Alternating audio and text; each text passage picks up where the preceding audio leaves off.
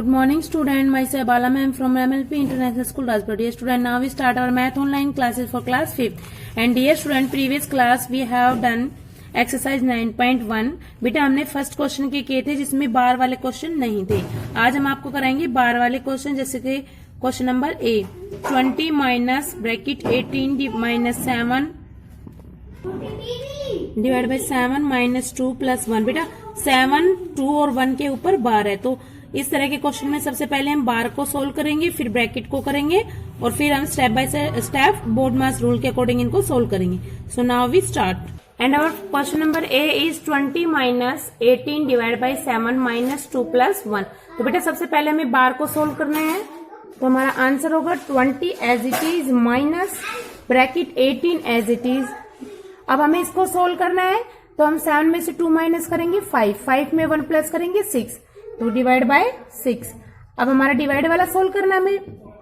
देखो बेटा हमने बार को सोल्व कर लिया, 7 में से 2 को माइनस किया और इसमें 1 को प्लस कर दिया. अब 20 माइनस 18 को जब हमने 6 से डिवाइड किया तो 3 नंबर पर आ गया. अब हम इसमें 20 में से 3 को माइनस कर देंगे तो 7 हमारा आंसर आ जाएगा. ओके स्टूडेंट, बार वाले क्वेश्चन को इस तरह से सोल्व करना है. आपने सबसे पहले बार को सोल्व करना है, फिर ब्रैकेट को और फिर जो साइन को जो बोर्ड मास रूल के अकॉर्डिंग उनको सोल्व करना है. So now we do our next question I and our question number I is square bracket 258 plus 23 multiply by 9 plus curly bracket 41 multiply by 91 divide by 13 plus small bracket 13 plus 10 minus 3 इसके ऊपर बार है, bracket small bracket बंद -2 करली bracket बंद and square bracket भी बंद. तो देखिए बेटा सबसे पहले हमें बार को सोल्व करना है, तो बाकी जो डिजिट थी हमारी सारी एज इट इज हमने राइट की हुई है.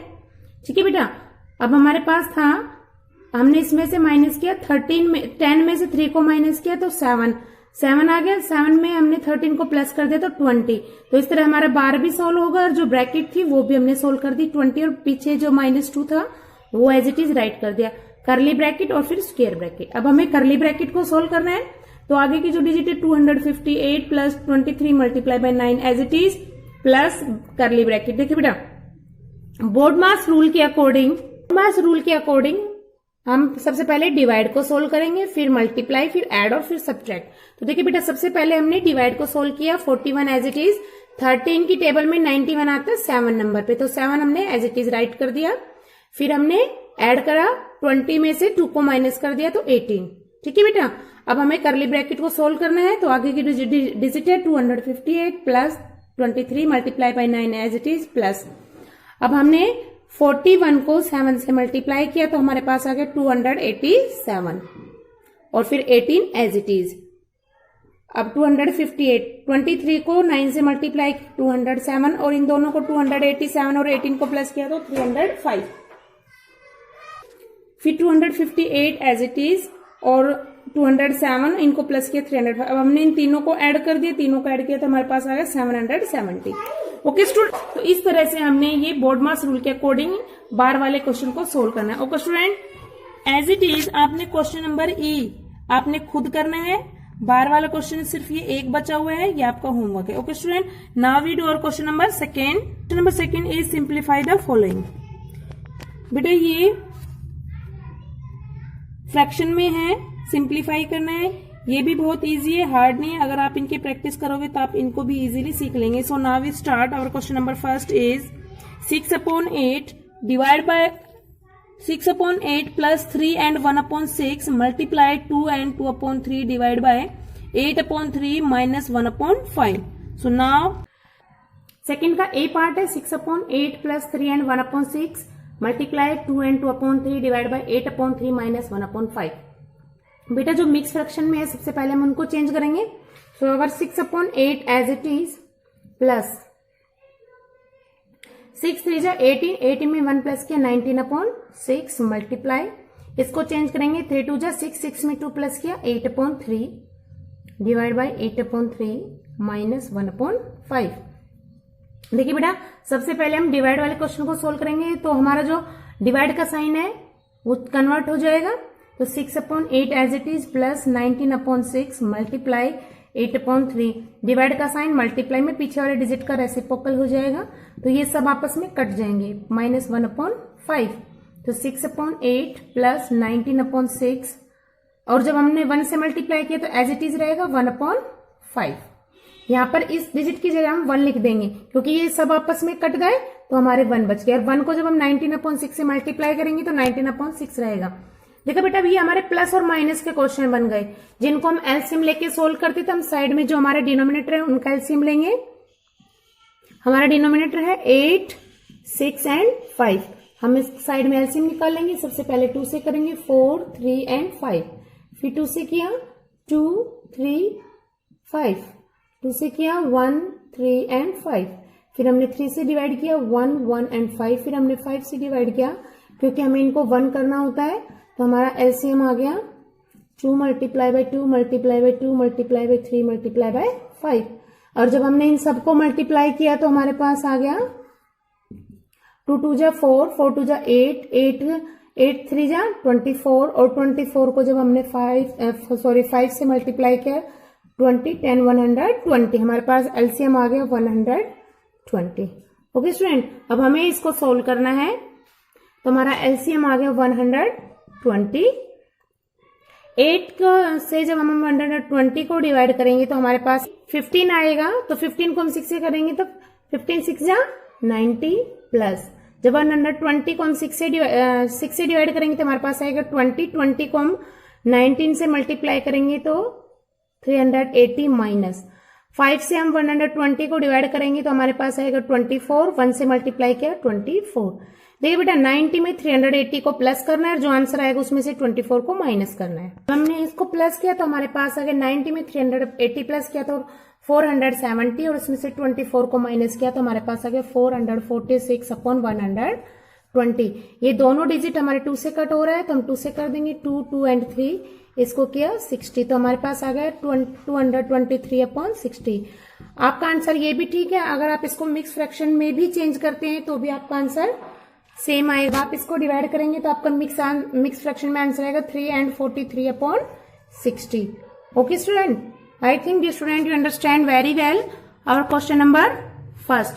Now we do our question number D, and our question number D is 4 plus square bracket 4 and 1/4 minus curly bracket 2 and 3/4 minus bracket 3 and 1/2 minus 2 and 1/4 minus 1 and 1/8। ये bracket बंद, करली bracket भी बंद और बड़ी ब्रैकेट या square bracket भी बंद। तो बेटा सबसे पहले जो मिक्स फ्रैक्शन में हम उनको कन्वर्ट करेंगे 4 as it is right plus इसको कन्वर्ट किया 4 4 जा 16 117/4 माइनस इसको कन्वर्ट किया 11/4 माइनस फिर हमारे पास स्मॉल ब्रैकेट थी राउंड ब्रैकेट इसको कन्वर्ट किया 7/2 माइनस 4 2 जा 8 1 प्लस किया 9/4 माइनस 9/8। तो बेटा सबसे पहले हमें राउंड ब्रैकेट को सोल्व करना होता है जो हमारे स्मॉल ब्रैकेट है, तो हम आगे के तीनों डिजिट हमने एज इट इज राइट किए हैं। और देखिए बेटा ये माइनस का क्वेश्चन बन गया तो हमने इसका एलसीएम लिया साइड में। जब एलसीएम लिया तो हमारे पास एलसीएम आ गया 8। 2 की टेबल में 8 4 नंबर पे आता है, 4 को 7 से मल्टीप्लाई किया 28 माइनस 4 की टेबल में 8 2 नंबर पे आता है, 9 से मल्टीप्लाई किया 18 माइनस 8 की टेबल में 8 1 नंबर पे आता है, 9 से मल्टीप्लाई किया 9। 28 में से हमने 18 को माइनस किया 10 में से 9 को माइनस किया 1/8। तो देखिए बेटा इसकी जगह हम 1/8 अब राइट कर देंगे। आगे की डिजिट हमारी as it is 4 plus 17/4 minus curly bracket 11/4। देखिए बेटा ये जो भी था हमने इसको सोल्व किया 1/8 का, हमारे पास जो राउंड ब्रैकेट थी स्मॉल ब्रैकेट थी वो सोल्व हो गई 1/8 आ गया। अब हमें करली ब्रैकेट को सोल्व करना है तो आगे की digit 4 plus 17/4 as it is minus. अब हम एलसीएम लेंगे तो एलसीएम हमारे पास 8 है, 4 की टेबल में 8 2 नंबर पे आता है, 11 से मल्टीप्लाई किया 22 माइनस 8 की टेबल में 8 1 नंबर पे आता है, 1 से मल्टीप्लाई किया 1। 22 में से 1 माइनस किया 22 में से 1 माइनस किया 21/8। तो इस तरह हमारी करली ब्रैकेट भी सोल्व हो गई 4 प्लस 17/4 माइनस 21/8। अब हमें स्क्वायर ब्रैकेट को सोल्व करना है, इसका हम एलसीएम लेंगे। हमारे पास एलसीएम आ गया 8, 4 हमने एज इट इज राइट कर दिया। 4 की टेबल में 8 आता है 2 नंबर पे, 2 को 17 से मल्टीप्लाई किया 34 माइनस 8 की टेबल में 8 1 नंबर पे आता है, 1 से 21 को मल्टीप्लाई किया 21 एज इट इज। 34 में से हमने 21 को माइनस किया तो हमारे पास बच गया 13/8। तो देखिए बेटा इस तरह वन बाय स्टेप आपकी पहले राउंड ब्रैकेट फिनिश हो गई, फिर कर्ली ब्रैकेट और अब स्क्वायर ब्रैकेट भी फिनिश हो गई। तो अब हमारे पास बचा था 4 के नीचे कोई डिजिट नहीं थी तो हमने इसके नीचे 1 माना और प्लस 13/8। अब हमारे पास ये प्लस का क्वेश्चन है, एलसीएम हमारे पास 8 आ गया। 1 की टेबल में 8 नंबर पे आता है, 4 से मल्टीप्लाई किया 32 प्लस 13 प्लस किया 45/8। आपका आंसर 45/8 भी ठीक है। 5 और मिक्स फ्रैक्शन में लिखेंगे तो 5 and 5/8 आंसर भी आपका ठीक है। Okay student, I think dear student you understand very well our question number second. So dear student आपने रिमेनिंग पार्ट्स, तो बेटा रिमेनिंग पार्ट्स आपने खुद करने हैं, ये आपका होमवर्क है। Thank you and have a nice day. Hello student of 5th class, a very good morning to all of you students. I am Simran ma'am, your English teacher. In previous class, we have done our 12 topic revision. And now in this class, we will start our next topic. Our topic name, the verb, its kinds. So let's start. Read the following sentence carefully. First है, the sun rises in the east. Second, the cow eats grass. Third, the child was playing in the park. Fourth, the mother will be going to the market. In these sentences, the colored words say something about the subject. ये जो पहले के sentences है इनमें जो coloured words है किसको show कर रहे हैं, ये सब्जेक्ट के बारे में कुछ बता रहे हैं। The sun, the cow, the child, the mother, so they are called saying words और वर्ब। इसलिए हम इन्हें क्या कहेंगे, सेइंग वर्ड्स कहते हैं या वर्ब कहेंगे। A verb is a word that is used to say something about a person, an animal or a thing.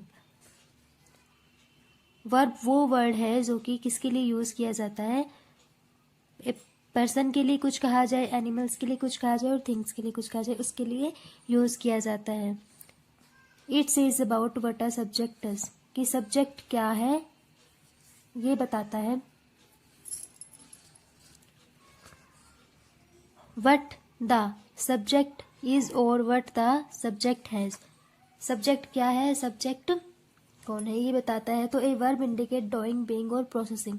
जो वर्ब है वो किस चीज को इंडिकेट करती है, डूइंग को, बीइंग को और प्रोसेसिंग को इंडिकेट करती है।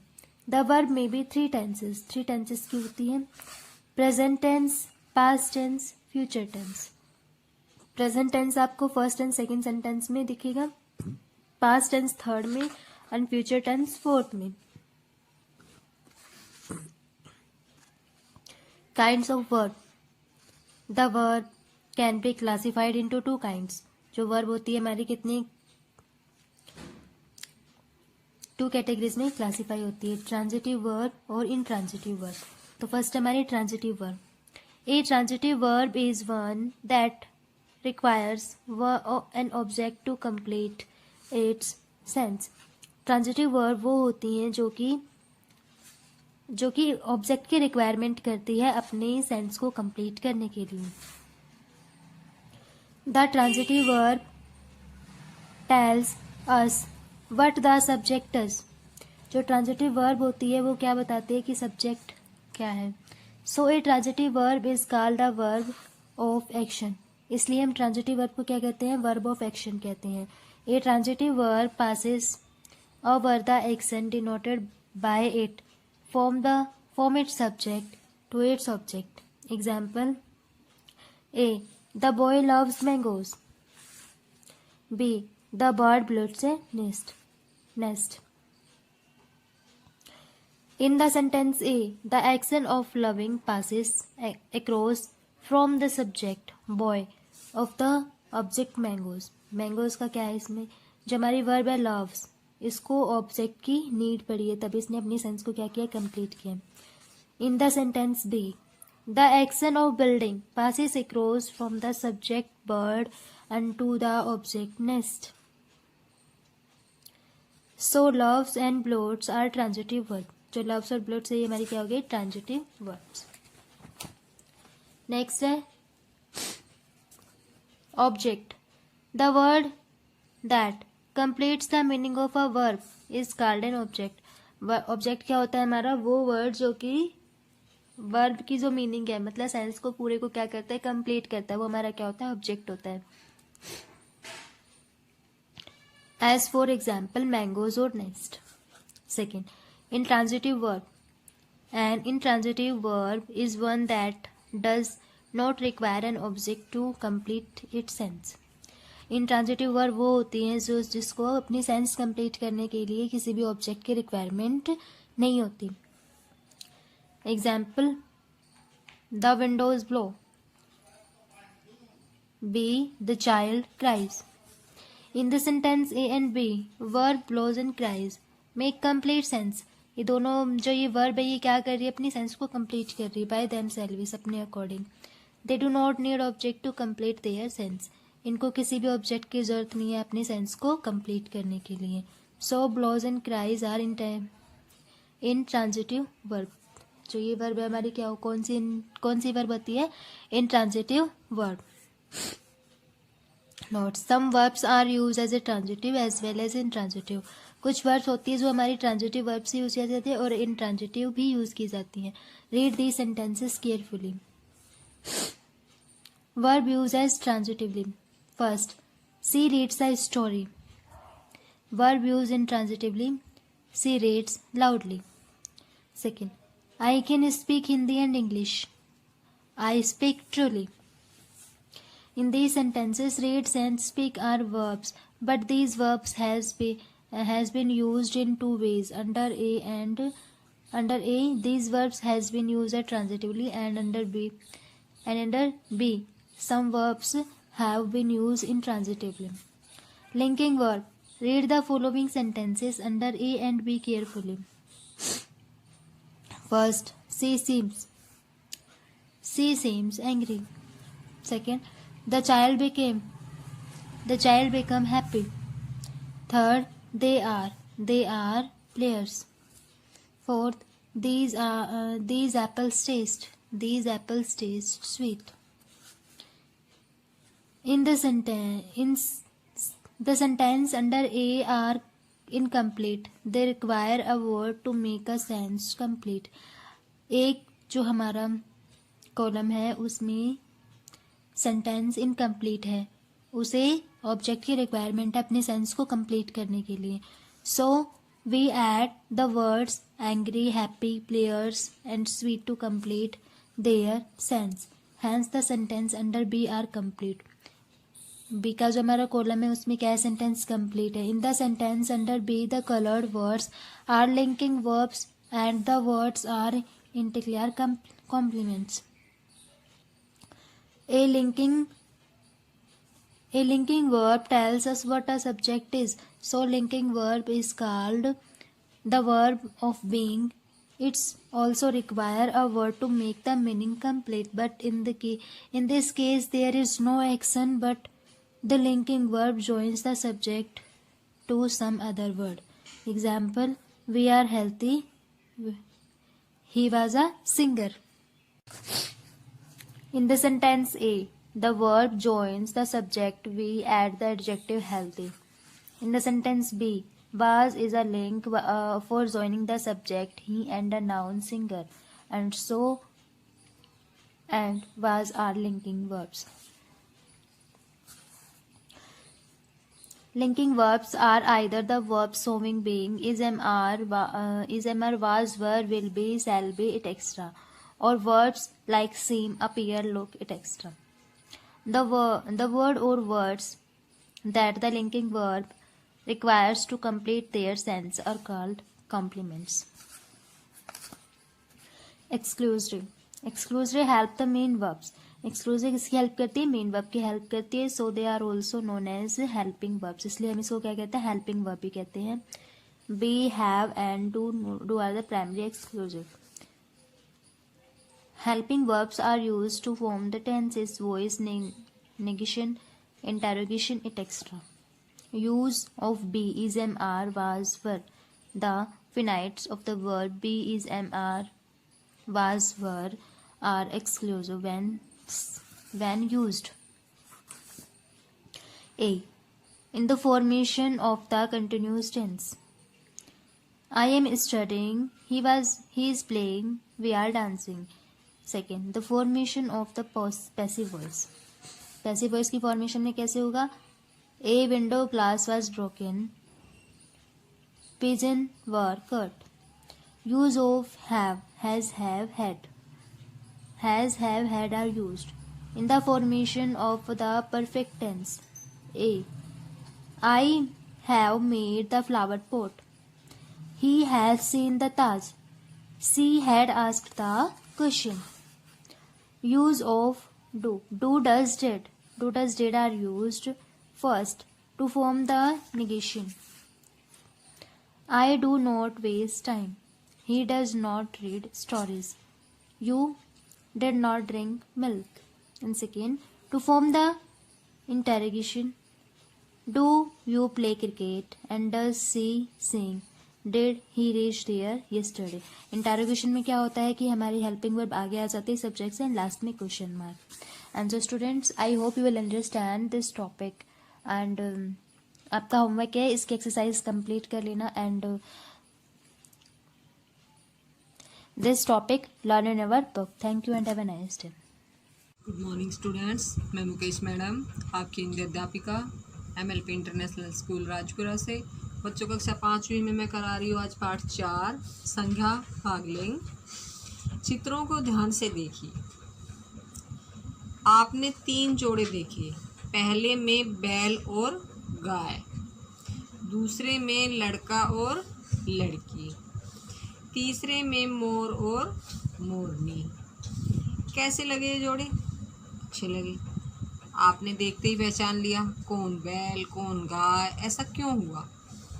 इनकी अपनी पहचान है. तो बच्चों क्या परिभाषा बनेगी लिंग की?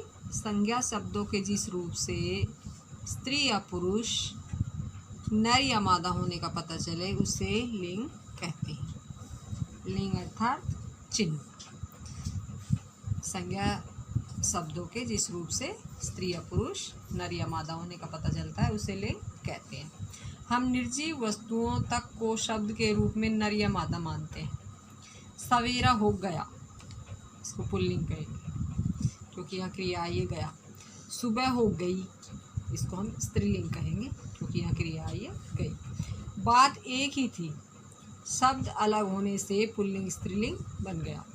लिंग के बारे में पढ़ते पढ़ते हमने उसके भेद भी जान लिए हैं. स्त्रीलिंग और पुल्लिंग. कितने भेद हैं इसके? 2, स्त्रीलिंग और पुल्लिंग. सबसे पहले हम स्त्रीलिंग के बारे में बात करेंगे. स्त्रीलिंग का अर्थ होता है स्त्री या माता. स्त्री जाति का बोध कराने वाले शब्द स्त्रीलिंग कहलाते हैं. जैसे चिड़िया ची ची कर रही है, गाय घास खा रही है, दादी भजन करेगी. यहाँ इनकी क्रिया से पहचान हो रही है कि ये स्त्रीलिंग है. पुल्लिंग. पुल्लिंग का अर्थ है पुरुष या नर. पुरुष जाति का बोध कराने वाले शब्द पुल्लिंग कहलाते हैं. जैसे सूरज निकला हुआ सवेरा, बालक विद्यालय जाएगा, बादल घिर आए. इनकी क्रिया से पता चल रहा है कि ये पुल्लिंग है. संज्ञा शब्द के स्त्रीलिंग या पुल्लिंग होने का प्रभाव, क्या प्रभाव पड़ता है? देखिए, संज्ञा के स्त्रीलिंग या पुल्लिंग होने से वाक्य के अन्य शब्दों पर इसका प्रभाव पड़ता है. जैसे मोर नाच रहा है, खिड़की खुली है, लड़का खेलता है. शब्द के स्त्रीलिंग या पुल्लिंग होने की पहचान. कुछ शब्द सदैव स्त्रीलिंग रहते हैं जबकि कुछ पुल्लिंग. इन शब्दों के बारे में बाद में पढ़ेंगे. कुछ शब्दों का लिंग परिवर्तन संभव है, इसके कुछ नियम हैं, लेकिन कुछ शब्द इन नियमों को नहीं मानते. ए की ध्वनि पर समाप्त होने वाले शब्द प्राय पुल्लिंग होते हैं.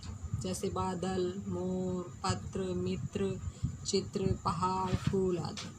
कहाँ पर खत्म होने वाले? ए की ध्वनि पर समाप्त होने वाले जो शब्द होते हैं वो पुल्लिंग रहते हैं. ई, आई तथा ईया की ध्वनि पर समाप्त होने वाले शब्द प्राय स्त्रीलिंग रहते हैं. जैसे गाड़ी, ये ई पे खत्म हुआ है. साड़ी, दवाई, ये आई पे खत्म हुआ है. सिलाई, ये आई पे खत्म हुआ है. चिड़िया, यहाँ ईया आया है बाद में, गुड़िया। ठीक है, तो ई, आई और ईया की ध्वनि पर समाप्त होने वाले शब्द क्या रहते हैं? स्त्रीलिंग। और ए की ध्वनि पर समाप्त होने वाले शब्द होते हैं पुल्लिंग। अगला नियम है पर्वत, सागर, पेड़, महीनों के नाम तथा देशों के नाम अधिकतर पुल्लिंग होते हैं। श्रीलंका देशों में विशेष रूप से स्त्रीलिंग है, जैसे हिमालय, अरब सागर, गुलमोहर, नीम, जनवरी, कार्तिक, सावन, भारत आदि सभी क्या है? ये पुल्लिंग है। अगला नियम हमारा है शरीर के कुछ अंग पुल्लिंग के रूप में माने जाते हैं, जैसे हाथ, पैर, नाक और कान, इनको पुल्लिंग मानते हैं। और कुछ अंग स्त्रीलिंग माने जाते हैं, जैसे गर्दन, जीभ, आँख, कलाई आदि। भाषा, बोली, लिपि, नदियाँ ये स्त्रीलिंग के रूप में स्वीकार की गई है। ब्रह्मपुत्र नदियों में विशेष रूप से पुल्लिंग है, ओनली ब्रह्मपुत्र, बाकी सभी नदियाँ स्त्रीलिंग मानी जाती है। ये शब्द सदैव स्त्रीलिंग रहते हैं, चील, कोयल, गोरैया, मक्खी, लता और मैना आदि और भी उदाहरण हो सकते हैं इसके। ये सब सदैव पुल्लिंग रहते हैं, तोता, आलू, घड़ा, मच्छर, खटमल आदि। आइए कुछ शब्दों के स्त्रीलिंग पुल्लिंग रूप पढ़ें। यहाँ पुल्लिंग शब्दों से स्त्रीलिंग रूप बनाए गए हैं। बालक पुल्लिंग शब्द से स्त्रीलिंग रूप बना है बालिका, ऐसे ही सेवक से सेविका, लेखक लेखिका, घोड़ा घोड़ी, दादा दादी, नाना नानी, गुड्डा गुड़िया, अभिनेता अभिनेत्री, चूहा चूहिया, दूल्हा दुल्हन, बकरा बकरी, गधा गधी, पिता माता, पुरुष स्त्री, नर नारी, वर वधू, श्रीमान श्रीमती, फूफा बुआ, विद्वान विदुषी, भाई बहन, चाचा चाची, नर्तक नर्तकी, युवक युवती, मामा मामी, लोहार लोहारिन, बैल गाय। तो बच्चों ये पाठ मैंने आपको पढ़ाया है। आप सभी को लिंग की परिभाषा, लिंग के भेद, उनकी परिभाषा, लिंग बदलने के जो है नियम और पुल्लिंग से स्त्रीलिंग बनाने वाले शब्द आपको अपनी पुस्तक से पढ़ने हैं, याद करने हैं। तो बच्चों कल फिर मिलते हैं, तब तक के लिए धन्यवाद।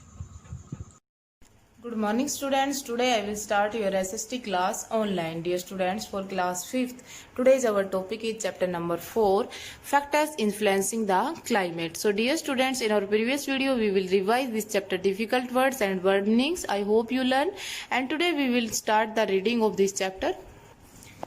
Our chapter number 4 is factors influencing the climate.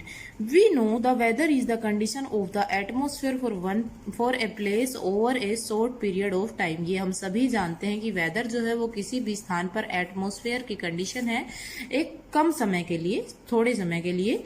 While climate of a place is the average weather condition over a long period of time. उसी के अनुसार जो क्लाइमेट है वो भी एक वेदर कंडीशन है जो लंबे समय के लिए। वेदर क्या है? कम समय के लिए, और क्लाइमेट जो है वो लंबे समय के लिए।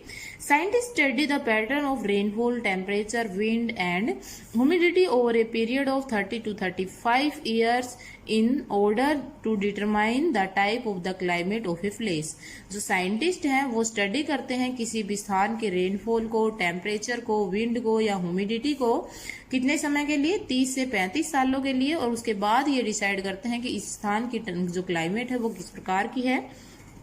The climatic pattern of different phases of the earth is different. जो क्लाइमेटिक पैटर्न है वो अर्थ पर अलग अलग स्थानों पर अलग अलग है। Some regions experience a hot and wet climate throughout the year. कुछ स्थान ऐसे हैं पूरे साल वहां पर हॉट और वेट क्लाइमेट रहती है। Other region are hot and dry. कुछ स्थान ऐसे हैं जहां पर हॉट और ड्राई क्लाइमेट रहती है। In some region the land is covered by thick layer of snow and ice. और कुछ स्थान ऐसे हैं जहां पर जो लैंड है वो एक बहुत गहरी लेयर आइस की या स्नो से ढकी हुई रहती है। There are very hot summer and very hot winter in some part of the world. World के कुछ स्थानों पर बहुत अधिक गर्मी और बहुत अधिक गर्म गर्मियां होती हैं और गर्म सर्दियां होती हैं, यानी कि वहां पर सर्दी का मौसम बहुत कम होता है। Many things are affected by the climate of a place. कुछ बहुत सारी चीजें हैं जो किसी भी स्थान की क्लाइमेट को इफेक्ट करती हैं। The kinds of plants and animals living at any place are strongly affected by the climate. जो प्लांट्स हैं अलग अलग स्थानों पर और एनिमल्स जो वहां पर पाए जाते हैं ये स्ट्रोंगली किससे इफेक्ट होते हैं? क्लाइमेट से इफेक्ट होते हैं। The way people live and their food, clothes, transportation and houses are also affected by the climate. लोगों का भोजन, क्लोथ्स, किस प्रकार के वो कपड़े पहनते हैं, किस प्रकार के परिवहन का यूज करते हैं और कैसे वहाँ उनके घर है, ये कम्प्लीटली इफेक्टेड होते हैं किसके द्वारा? क्लाइमेट के द्वारा। नेक्स्ट है फैक्टर्स इन्फ्लुएंसिंग क्लाइमेट। क्लाइमेट को प्रभावित करने वाले कारक कौन से हैं? The climatic condition of a place are influenced by many factors. जो क्लाइमेटिक कंडीशन है वो किसी भी स्थान पर बहुत सारे फैक्टर्स से इफेक्ट होती है। सम ऑफ देम आर, कुछ क्या है? फर्स्ट हम ले सकते हैं लैटिट्यूड और डिस्टेंस फ्रॉम द इक्वेटर। जो लैटिट्यूड्स है हमारे वो और भूमध्य रेखा से जो दूरी है वो इफेक्ट करती है किसी भी स्थान की क्लाइमेट को। अल्टीट्यूड और height about the sea level. Altitude का मतलब होता है कि समुद्र तल से जो ऊंचाई होती है वो भी किसी भी स्थान के क्लाइमेट को इफेक्ट करती है। नेक्स्ट है ह्यूमिडिटी, आर्द्रता। और फोर्थ हमारा है डिस्टेंस फ्रॉम द सी, सागर से दूरी। और नेक्स्ट फिफ्थ है ocean currents. So dear students, ये 5 फैक्टर्स इस चैप्टर के अंदर बताए गए हैं। इनको हम डीपली नेक्स्ट जो हमारी क्लास होगी उसके अंदर रीड करेंगे। आज हम सिर्फ इनके नेम देखते हैं। Latitudes and distance from the equator, altitude और height about the sea level, humidity, distance from the sea, ocean currents. So dear students, I hope you understand and you read this chapter 2 times. Thank you.